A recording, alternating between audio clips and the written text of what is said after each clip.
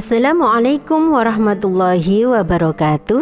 Anak-anakku kelas 10 yang insya Allah dirahmati oleh Allah, amin. Alhamdulillahirrabbilalamin. Bertemu lagi bersama Ibu Inayatul Izzah, yang pada kesempatan ini kita akan belajar bersama-sama untuk memahami materi tentang husnudzon atau berprasangka baik. Nah, ini dia adalah tujuan pembelajaran yang akan kita lalui hari ini. Setelah mempelajari materi ini, nanti diharapkan kita mampu untuk yang pertama membaca Quran Surah Al-Hujurat surah yang ke-49 ayat 12 tentang husnudzon dengan baik dan benar sesuai hukum bacaan tajwid dan makhorijul hurufnya. Dan yang kedua, menghafal Quran Surah Al-Hujurat surah yang ke-49 ayat 12 tentang husnudzon dengan baik dan benar. Dan yang ketiga, tujuan pembelajaran kita adalah untuk memahami perintah agama untuk berperilaku husnudzon dalam kehidupan sehari-hari. Oke, are you ready? Yes, mengawali kegiatan kita hari ini, kita baca basmalah bersama-sama. Bismillahirrahmanirrahim. Nah, selanjutnya kita akan belajar bersama-sama untuk menelaah Quran Surah Al-Hujurat surah yang ke-49 ayat 12 tentang perintah untuk berprasangka baik atau husnudzon. Kita lihat langsung, ini dia ayatnya. Kita baca bersama-sama dulu ya. A'udzu billahi minasy syaithanir rajim. Bismillahirrahmanirrahim.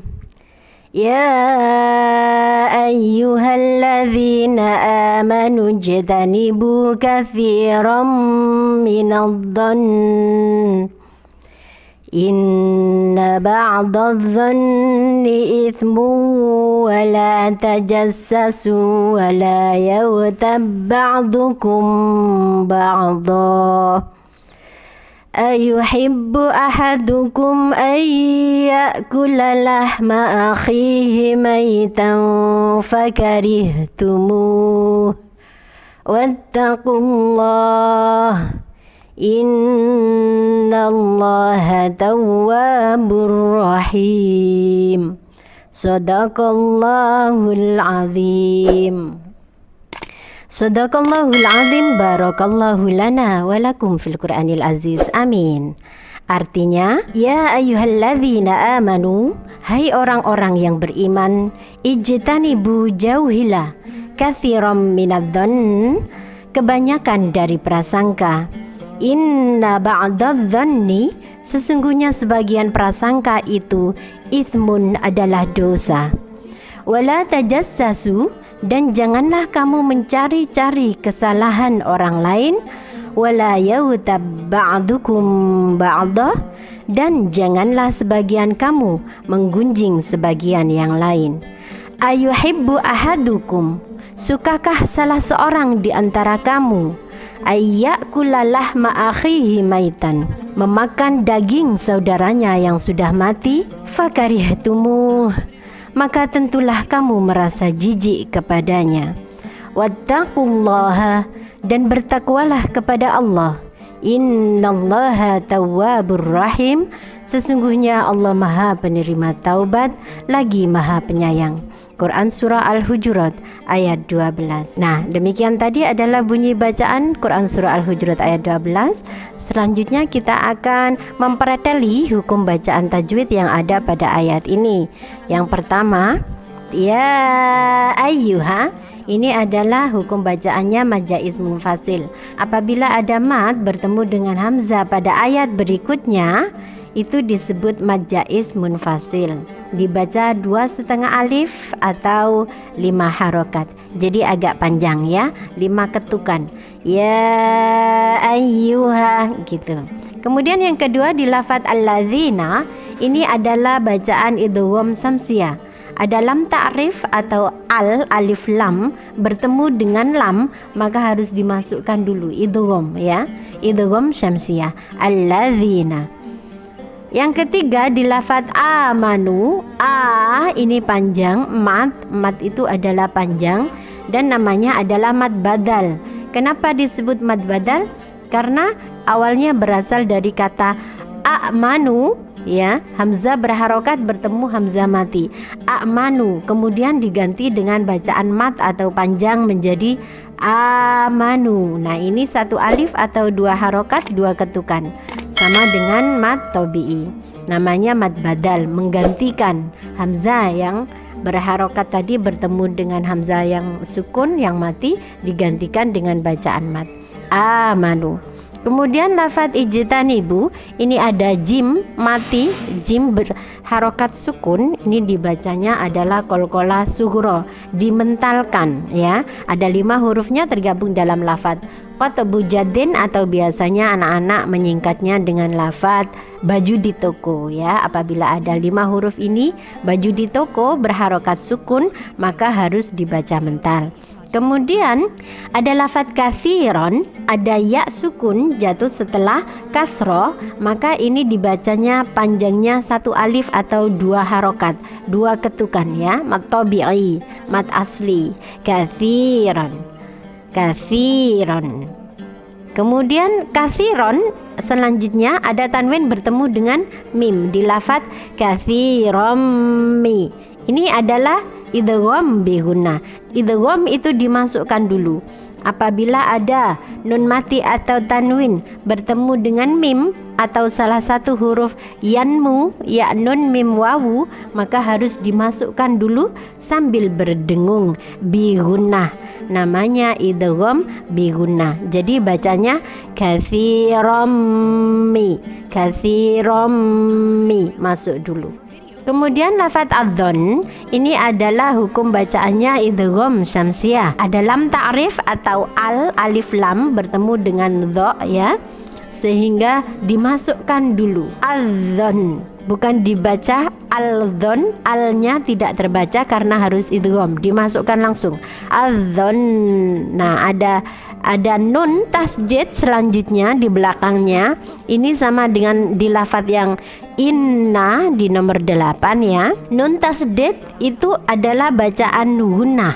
Gunnah itu ada 2 hurufnya, nun tasdid dan mim tasdid. Nun tasdid dan mim tasdid dibacanya 1,5 alif atau 3 harokat, jadi ditahan dulu sebentar. Inna, dzon, gitu.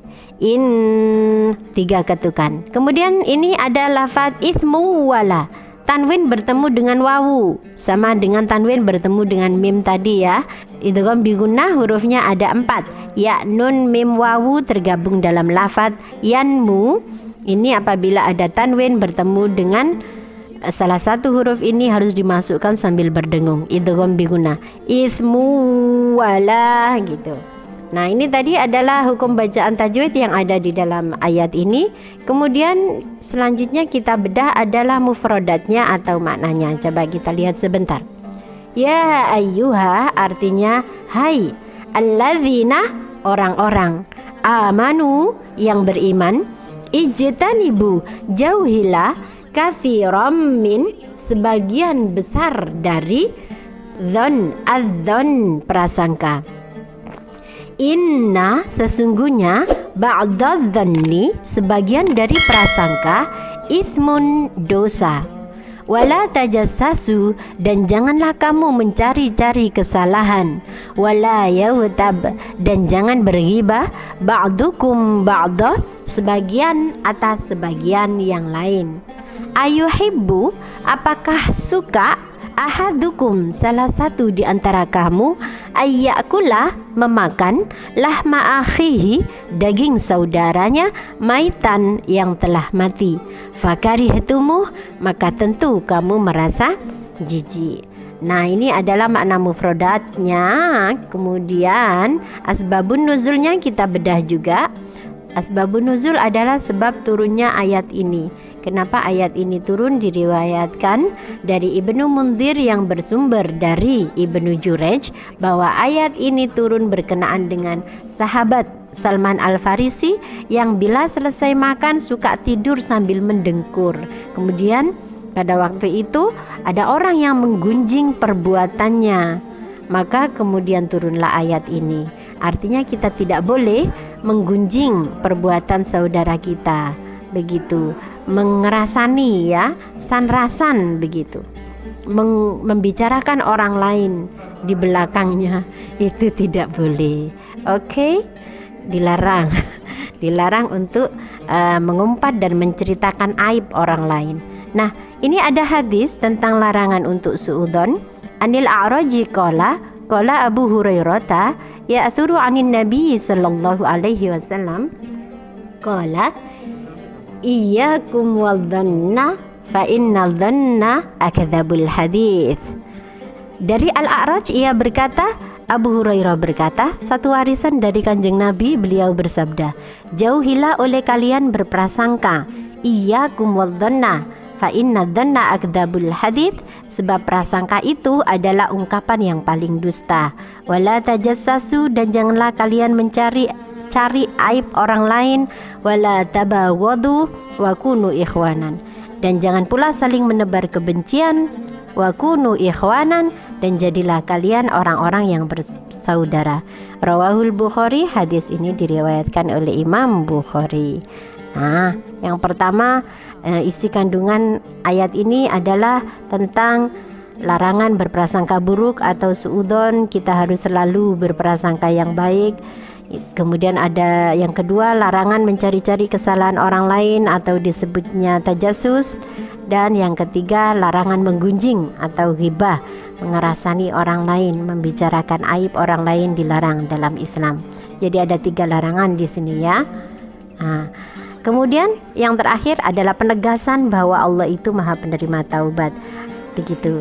Nah, ini tugas untuk kamu. Yang pertama adalah silakan dibuka Al-Qur'annya dan bacalah Quran surah Al-Hujurat, surah yang ke-49 ayat 12 dengan baik dan benar. Kemudian yang kedua, berikan masing-masing satu contoh perilaku yang husnudzon, tajassus, dan hibah. Oke?